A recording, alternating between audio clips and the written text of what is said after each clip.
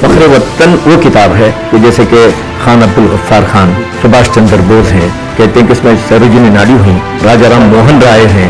ये किताब देखते ही कहा कि इनको मैं फख्र वतन के नाम से याद करना अच्छा है। दर्स व तदरीस का अंदाज जो है बहुत प्यारा था, निराला था, मेहनत करते थे, उस मेहनत का तोहफे ले उर्दू ज़बान से हमें बहुत शगफ मिला। उसको दूर करने के लिए किताबें जितनी भी आ जाएँ, अखलाकी किताबें आना भी ज़रूरी है कि उर्दू ज़बान जो है एक बहुत प्यारी ज़बान है और इस ज़बान ने अच्छे अच्छे नामवर शख्सियतों को दुनिया में पेश किया है। हम सोचते हैं कि उर्दू पढ़ने से क्या मिलेगा, ये गलत। उर्दू को पेशे से मत जोड़ो, उर्दू को मादरी ज़बान बनाओ।